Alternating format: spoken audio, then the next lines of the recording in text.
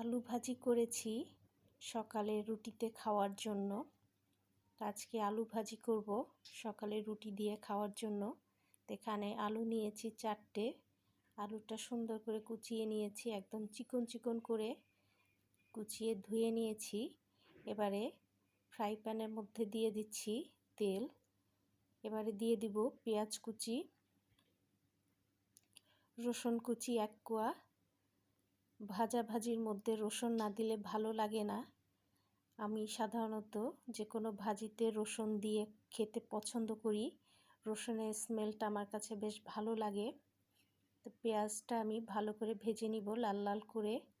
তো সকালে রুটির সঙ্গে ভাজির একটা আইটেম লাগে, তো খুব সহজে আলু ভাজি করে নেওয়া যেতে পারে।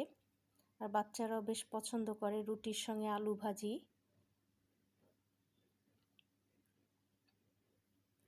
পেঁয়াজটা ভেজে নিচ্ছি আমি। আর আমি এখানে শুকনো মরিচ দিয়েছি, আপনারা চাইলে কাঁচা মরিচ দিতে পারেন। যেহেতু আজকে আমার বাসায় কাঁচা মরিচ ছিল না, সেজন্য আমি শুকনো মরিচটা ব্যবহার করছি। পেঁয়াজটা ভাজা হয়ে গিয়েছে, এবার কুচানো আলুগুলো আমি এর মধ্যে দিয়ে দিচ্ছি। খুব একটা সময় লাগে না আলু ভাজি করতে, খুব সহজে হয়ে যায় যদি আলু কুচানোটা একদম সুন্দর চিকন চিকন করে নেওয়া যায়। এবারে দিয়ে দিচ্ছি সামান্য একটু হলুদের গুঁড়ো আর স্বাদ মতো লবণ দিয়ে দিচ্ছি। বাড়তি পানি দিতে হবে না, এখান থেকেই পানি বের হয়ে সিদ্ধ হয়ে যাবে, যেহেতু একদম কুচি করে কুচানো। মোটা মোটা করে কুচানো হলে একটু পানি দিতে হতো। তো এবার ঢেকে দিব আমি। কিছুক্ষণ পরে ঢাকনা খুলে নেড়ে দিব।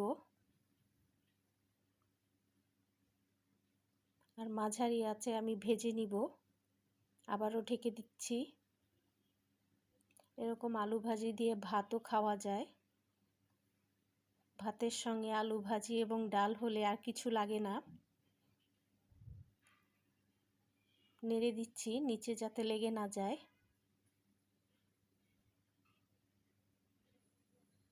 আবারও ঢেকে দিলাম। ঢাকনা খুলে আবারও নেড়ে দিচ্ছি।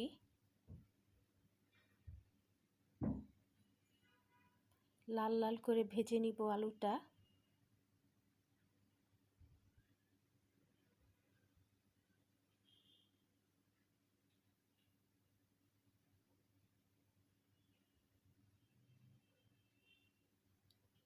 নেড়ে দিচ্ছি আবারও।